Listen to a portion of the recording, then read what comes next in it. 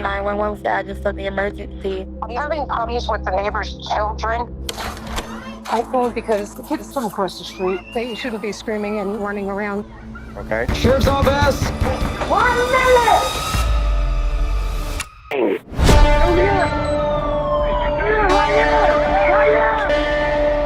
I don't bug anybody. Come outside with your hands up! I've barely ever seen it.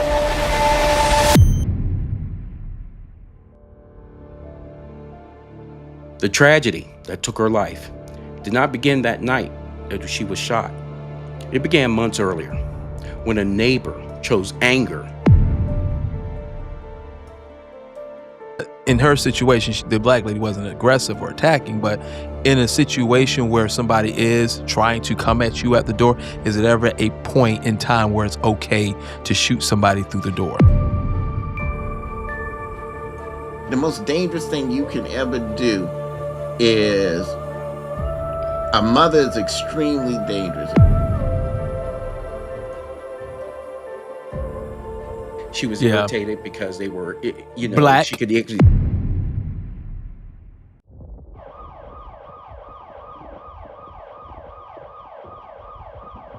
Hill of Justice is sponsored and produced by Juming Delmas Studios.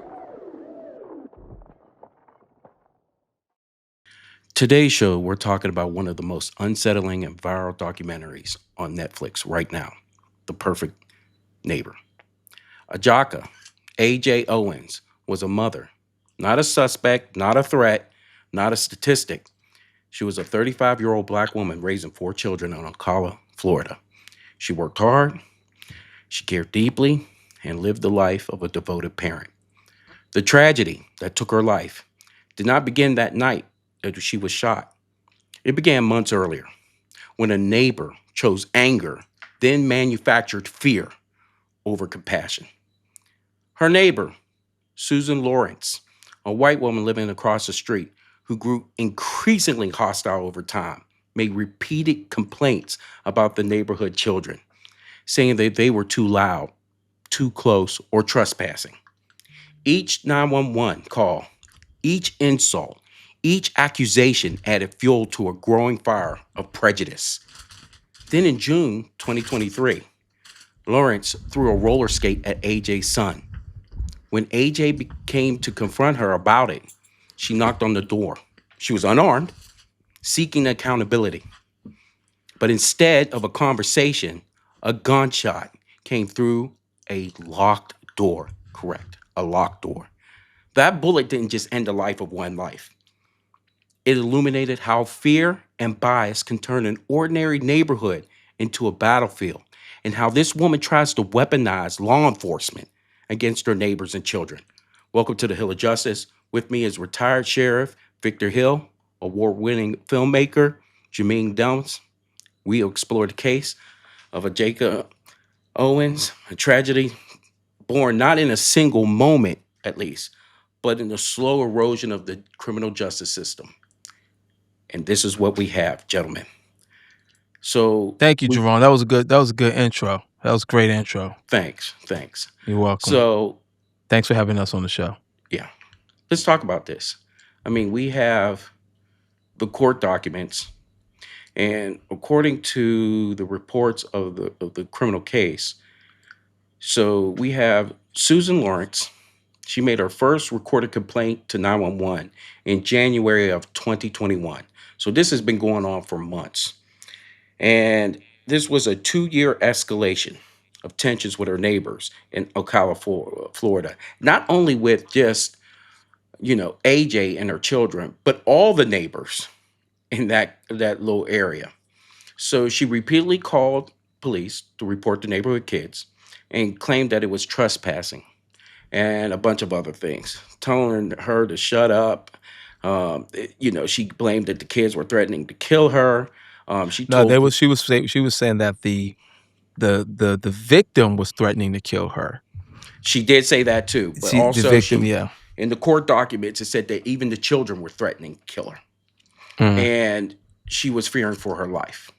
So in the documentary, and correct me if I'm wrong, the viewers see a recording of everything on body cam from the police. Yeah. For a good portion of the video, or at least documentary. She even had to make. She even made the audacity to make a comment saying that she was the perfect neighbor, and thus they took it from there and made that show The Perfect Neighbor. So we have a whole bunch of issues here. We do. I got a question here because I think this is a common issue, especially for civilians like myself, right? And who carries weapons. I thought personally that if you felt threatened, you could shoot somebody through the door. So that's not a thing. If somebody's coming at you and but in her situation, the black lady wasn't aggressive or attacking, but in a situation where somebody is trying to come at you at the door, is it ever a point in time where it's okay to shoot somebody through the door? Let me see if I can clear that up for you. Because, I spent a significant amount of time in homicide, and I worked a few cases where that just wasn't clear to the person that had the firearm. But the way the law is, and of course it varies from state to state on different things, but in Georgia, if a person is making forcible breaking into entry,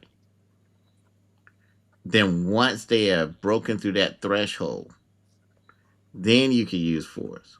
Because it's reasonable to believe that if they use force to kick in your door, that they didn't kick in the door so you could sit down and have a cup of tea.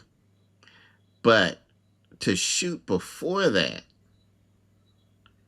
is an area where you're going to find yourself exactly where this woman found herself at. Because any knock at the door, someone could say they were scared and start shooting through. But if a person makes forcible entry into your house, entry wasn't made. Does dialogue not account for that at all? No. If someone's saying, "Hey, I want to kill you. I'm coming in to kill you," whatever the case is, right? But they don't have that ability till they break through the door. But you can say that from the outside, though. Right. But what I'm saying is, I can stand outside your house and say I want to kill you or whatever like that. But if the door is locked and you're not in, that doesn't give me the right to go ahead and start shooting through the window. Hey, he said he wanted to kill me. Now, if it becomes self-defense when the person is actively trying to kill you. You get what I'm saying? Yeah, because in the documentary, they spent around it was really determined based off of her quote unquote fear of being killed by her neighbor. And then the cops had asked her, did she threaten you? Did she say, yes, she told me she was going to kill me? Why is that important in the investigation if that won't play a factor of her just saying the words? Well, obviously, the perpetrator here was trying to build an alibi. Of course. We don't know if this woman actually said that or not, the victim. I don't mean to refer to her as this woman. We don't know if she actually said that or not unless there's a tape of that. But obviously, the perpetrator in this case articulated it that particular way. But if a person knocking on your door and making threats is enough to shoot through the door, a whole lot of people would be shot. And exactly at that point in time. So why would the police officer make that? Why would that be important to the case? Why would they not just dismiss that even if that was the case? Because originally she wasn't arrested. Well, that's part of her statement. Right. She was detained. Right. She was detained. Right. That's a part of her statement. And of course, when it goes to court, all of that's going to play in a factor.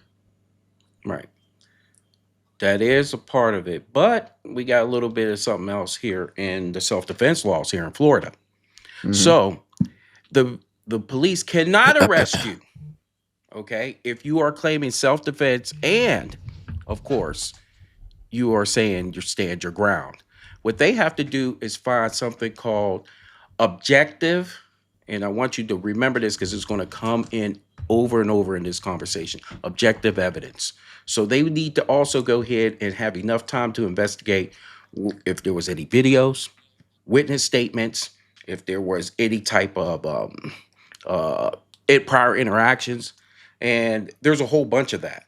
But just by saying, and Keith is right, just by saying alone that I'm going to kill you, you are going to have to break that threshold with the door and be able to articulate that it was aggressive enough that you are trying to not only get into there, but you had reasonable belief to believe that that person was armed on top of it.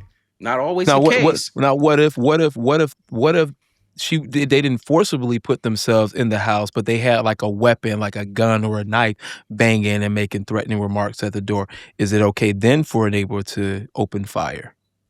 I don't think so. Let me No. just say this. First of all, let me just say this. It is not wise to shoot through a door no matter Ever. what. Right. Anytime you're shooting, you need to know exactly who and what you're shooting at. Because even though you only hear this one person out there, there could be somebody else out there standing as well too. And there have been plenty of times where people got scared and shot through a door. One tragic part is when a man's wife came home early from work, and he didn't know she got off early, and I guess she was having problems finding her keys or whatever, and she was pregnant at the time, and he thought it was someone trying to break in, and he went ahead and shot through the door, and he ended up killing his wife. So you should never shoot at anything you can't see anyway. I mean, you don't know what else you're going to hit or whatever like that. But if the person makes forcible entry and they're coming at you, you know exactly. At that point, there's no question what's going on. And you got a door that's damaged that a person came in. That's would be clear self-defense. But to say, well, a person was outside, I felt threatened, so I shot through the door. I can tell you right now, it's not going to work. And you never want to shoot. Let me tell you something. They don't even teach us to shoot at moving vehicles. And let me tell you why. And even though you see it happens, and I'm not saying that there aren't situations where you don't have to do it, but what a lot of people don't understand is if you're saying someone's trying to run you over, he may well be, but if you shoot him, that doesn't stop the car. Shooting a person don't make them put the car in park and hit the brakes.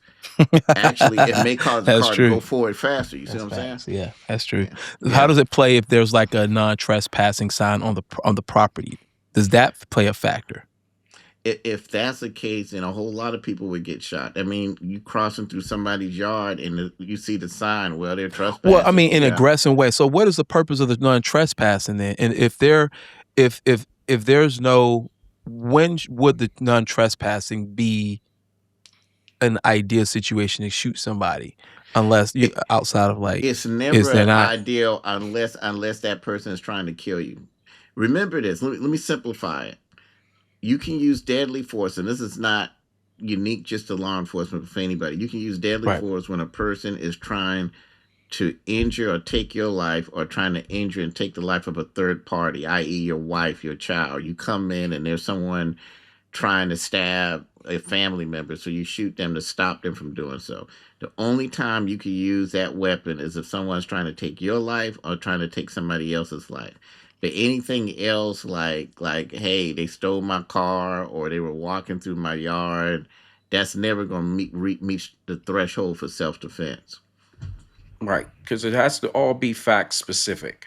And who's to say that you didn't even see that sign? Who's to say you're at night walking through and don't even know that you're trespassing and you just killed somebody? So that person would have to have some type of knowledge that they're trespassing. Of course, the signs, just one little sign on the grass is not enough. It's going to cover that.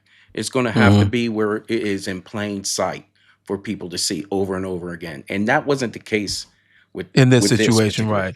But for some reason, she thought it was okay. And I think that a lot of people think that would have thought that was okay, and that's why she did it. I think there's this whole misconception in the stand your ground law, especially in the state of Florida, that you could shoot them because you have a no trespassing, because you felt threatened behind the door, because they threatened or made you or felt like they threatened your life. They made it feel like it's okay to. I mean, even I would have thought that was slightly okay, but not knowing to what extent can I use my weapon in defense, except if somebody's actually coming into the home. But we don't even, like, what if they coming in and start blasting? So it's like you're damned if you do, damned if you don't. I'm not justifying this lady's actions. I think that what she did, so I thought it was messed up how she approached it. And I think that, one, she antagonized the situation. I think she used the kids as a way to truthfully get to the mom, because it was stated that she called the kids like a jackass or something on the show, like whatever the case is. And obviously that's what got the mom to want to kind of like, who are you talking to like that? You don't talk to my kids like that kind of thing. And I think that this was a prejudice move. And I think that they probably had issues. I don't know if you got into the documentary enough, Jerome, to know if there was any issues between the neighbor or or the victim at the time? No, she had a problem with all the neighbors. In fact, it not only was the slurs, there were also racial slurs involved. And you know it's crazy because some of the white people didn't even like her either. The white people Well, didn't like that's her the other either. problem too, and that's why the police handled. If you saw in that documentary, the police were very professional and very intentional in how Yeah. they were meeting out. The lay of the law at that point in time. What they were trying to do was to figure out and understand. Hey, guess what? We got a patch of grass here that the kids want to go ahead and play in. They weren't playing on her yard. Now, a ball or two or something that got into her yard, or the lines were blurred, or so on and so forth. But they were really, by and large, away from her situation.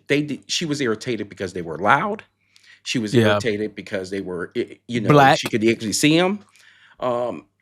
Yeah, probably, but that part too, or at least she went after them a little bit more than the white kids. You could see that. Yeah, you could see that clear as day in the documentary. And you say in the documentary, they asked her even toward the end to write a letter, to the kids. Like, what would you say to the kids? Because you took these kids, the mother, only mother they got, and her response, which I don't know if you know this, Keith, was like her response was basically, "Sorry, I shot your mom, but I felt like my life was threatened. She shouldn't have did that." Yes, because so basically what she was doing was staging the whole situation.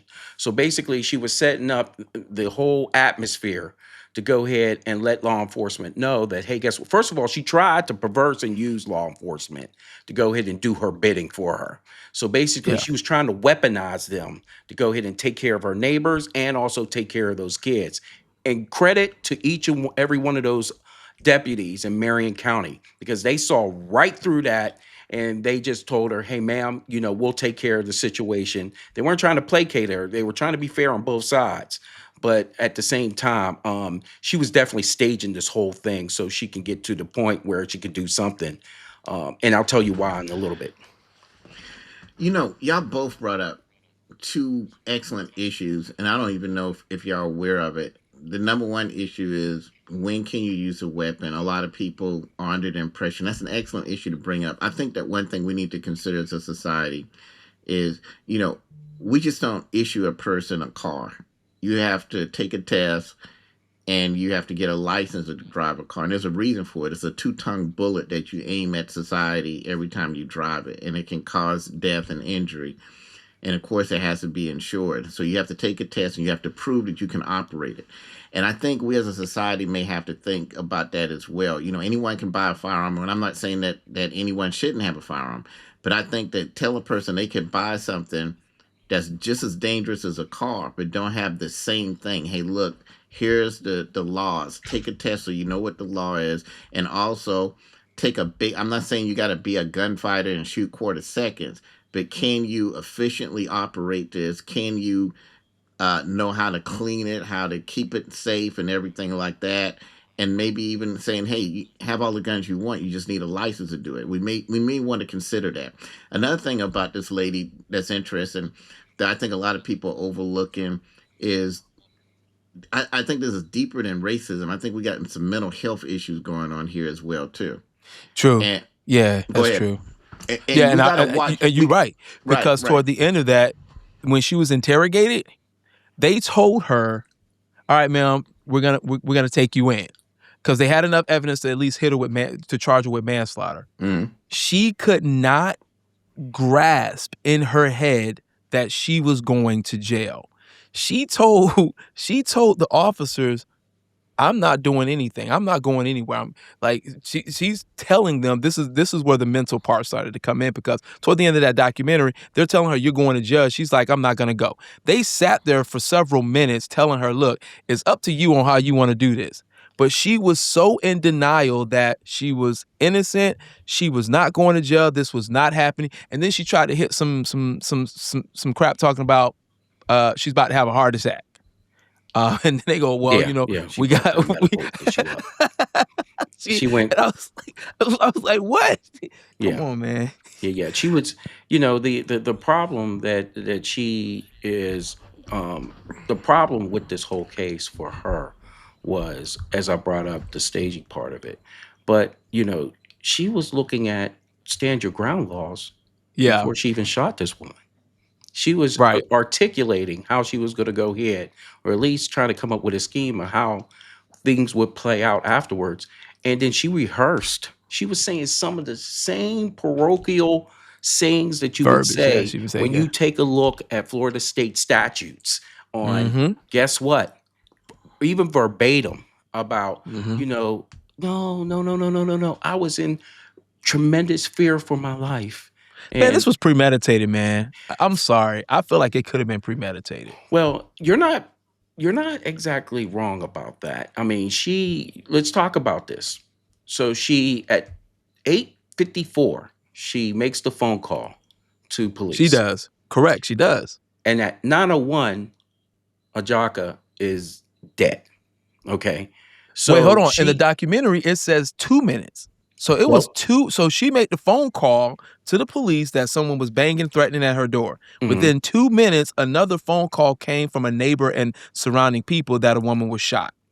I looked at that over and over and over again. What the 2 minutes was, if you could remember, they were saying the police were on their way.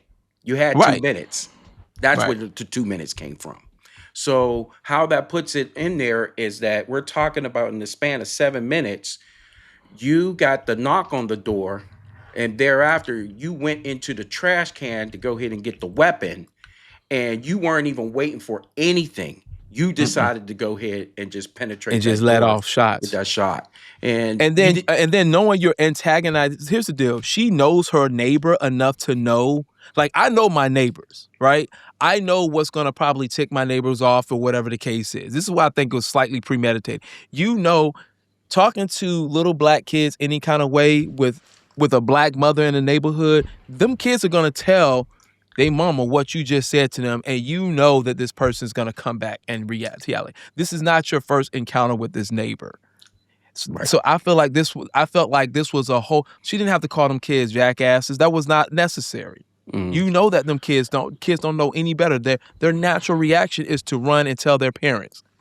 You know, the star of the show was the 11-year-old. I was out of all. I'll give you some levity here, but the 11-year-old, the officer explained or was called to say that I guess, she believed that, these people were going ahead picking up dogs and putting it in her truck and also trying to steal her truck. And the 11-year-old said, I'm 11 years old. Now, of course, we know as officers, we've seen even younger kids steal cars or something like that. But you could see the innocence in her full-throated response to defend herself. Like, I'm 11 years old. I would never be able to do something like that. I don't even know how to drive. But this was a concerted effort. I would give you your credit on that, Juming, that this was a concerted effort by a neighbor to go ahead and stage what she knew her neighbor. Knew what she was going to do. She knew her neighbor. She knew her neighbor. Yeah. She knew her neighbor. Pretty much how that was. And they the probably timeline screwed her up big time. Yeah, and they probably had problems in the past. But I don't know if they talked about that. Was there any evidence that there was problems between the two of them in the past? Well, yes, there was. She's claiming that at one point in time. Now, let's go from this documentary to now an interview she just gave not so long ago in September. She claims that what she was trying to do was shoot the corner of the door and to scare her off with a warning shot. Not knowing who's behind the door. That was one. And why would she? That was her claim. She claims that she wanted to go ahead and do that. But she also I don't understand why claims, people think that it's like they challenge your intellectuals. Like common sense will tell you that don't even make sense. Because what if you shooting a bullet out the door? I think Keith said it earlier. Regardless, you don't know who you're gonna hit. You don't know, right?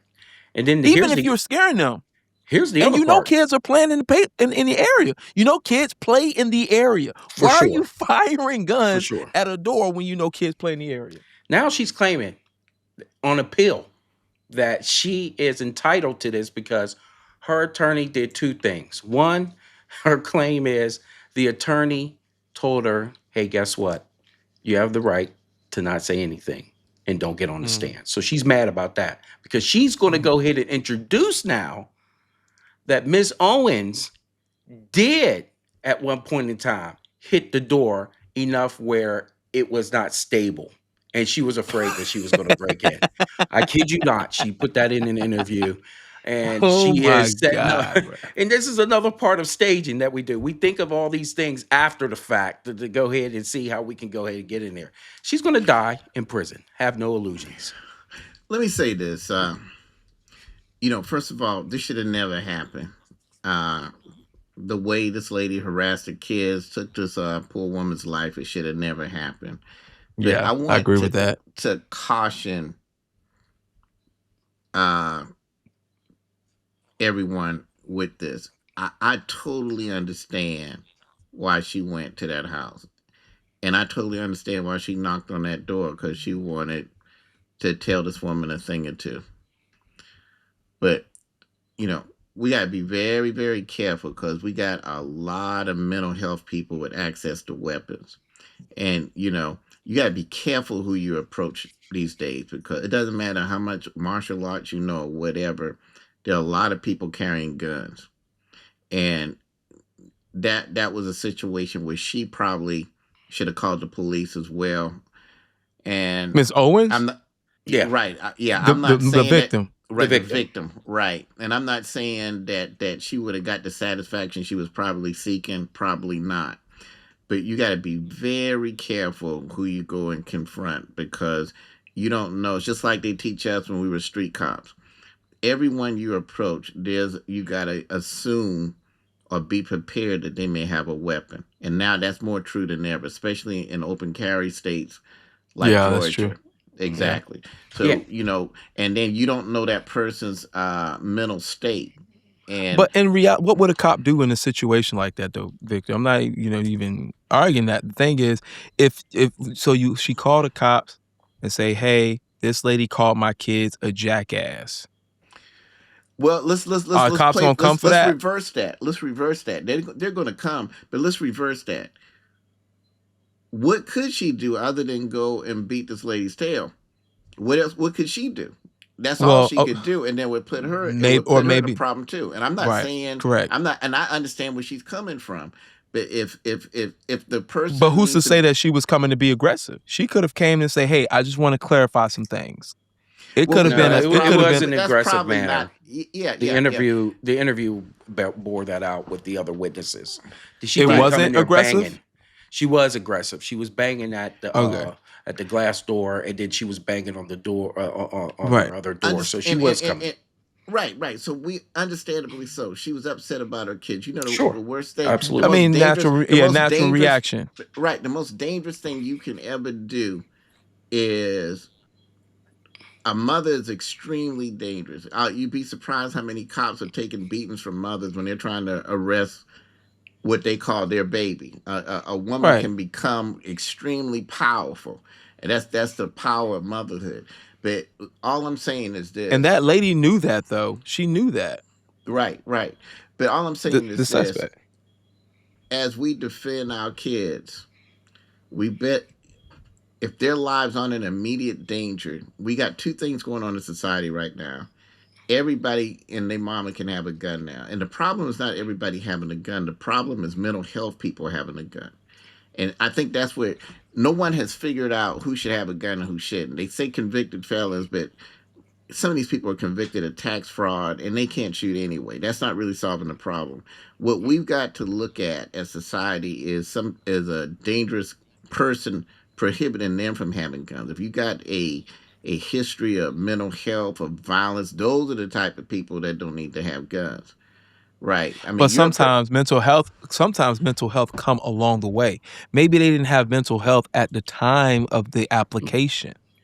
And there was some traumatic PTSD. So you can't necessarily rule that out, because some people come in perfectly fine and end with mental health. I agree, but as people are identified, then there has to be.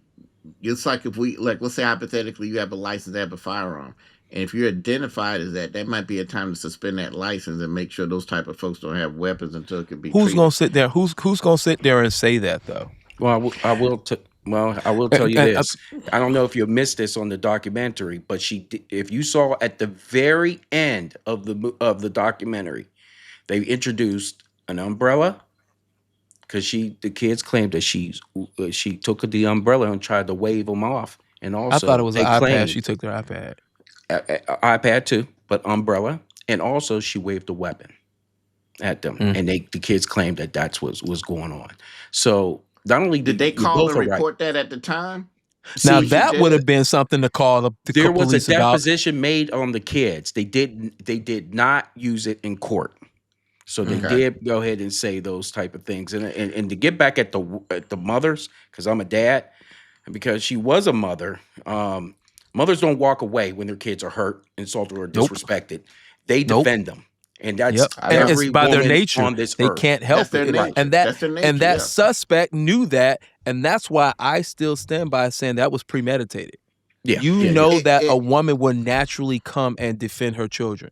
You're waving guns, call them jackasses. Come on, man. Right. But I get what you're saying. I mean, it doesn't, it could have been handled a lot of different ways, and especially if the kids told the mother that a gun was being waved, which I don't know that, then that would have been the time to probably mention the police. And that's my problem. I got a lady out here waving a gun at my children. And that's where my problem Right. is. If anything was wrong and that was known, people should have been in their house. That's just how I saw that. It wasn't. And let me make sure I clarify something. I'm not in no way saying this woman was a victim and this whole thing was wrong and she's a victim. It should have never happened. What I'm just saying is I want people to look at this, especially our mothers, and just know how dangerous it is when you go and approach people and crazy folks. Because the only way to approach somebody that has a weapon like that, unfortunately, is with another weapon. And we're not trying to send people into a gunfight. So I know it's hard. Yes. So it's a situation where I think it's easier said than done too. It's easier said than done. I understand the emotions, but we got to look at this because, just like when you train in loss prevention people, okay, well, it's just a shoplifter. Well, guess what? There's shoplifters who carry guns. And some of them have shot loss prevention people. So you just can't approach someone and assume, well, it's just a shoplifter. It's not an armed robbery. You don't know who's carrying what. Right. Yeah, well, and I get behind the mom. I get behind the mother and her decision to come. Sometimes logics don't always happen in the time of emotion. People react and you said it yourself. When it comes to a mother and her child, absolutely. That is the ultimate disrespect. You can disrespect her. She probably said enough is enough, and she got tired of it. And I get it. And they've already had encounters in the past. This lady she knew that. This lady will fire off on you in a second. The last thing you want to do is come at her kids. Now you got the ultimate disrespect. That's right. Yeah. I know my neighbors like the back of my hand. Ain't the perfect neighbor nothing. You know your neighbors like the back of your hand. Oftentimes, especially if you've been in the neighborhood for years, they've pissed you off. They've done things, like, hey, stay away from this lady's yard. These kids obviously knew they couldn't play in this lady's yard. My kids could play in my neighbor's yard. They won't say anything. It's not a problem. But then there are certain neighbors, you say, hey, just don't cross that tree, don't cross that bush, don't put that ball over there. If it go over there, let me know something. But them kids knew not to cross the line because and what that tells me is there was problems before that a line had to be drawn that they couldn't cross anyways. And for the lady to sit there and antagonize and create these issues for the kids to get upset, to make the kids upset is to make the mother upset, to get the mother to come out, to get the mother to come with her aggression. And then she does what she wants to do, that she probably wanted to do from the get-go. But just needed an opportunity to do it because she probably didn't even like the lady anyways. Yeah. And that's what it boiled down to. And I agree with that. That's a possible theory. That's a very probable theory. Yeah. I had neighbors like that in the past, though. I've had neighbors like that in the past. Yeah. And it happens. It's just but oftentimes I think we talked about it a little earlier. People oftentimes don't know that they don't know what they don't know as far as gun laws. They don't know. And I think that this lady, this suspect, she was ignorant to the gun law. She thought she had the knowledge intact, but not knowing the true extent. And I think truthfully, I really think that she was going to use her privilege to try to manipulate and maneuver her way out of murdering somebody. And that's what she thought from the beginning. Or at least to make an excuse of it. So, yeah, that's what happened there on that end of it. So, if you liked what you heard, please, and you want to comment about it, please go ahead and comment about it below. There is a GoFundMe that exceeded all types of levels on that end of it to help the 4 children. I support that, and certainly we'll have that down below too. So, subscribe, like, comment, challenge any one of our thoughts and opinions about this. We want to hear from you. And with that, we'll see you later.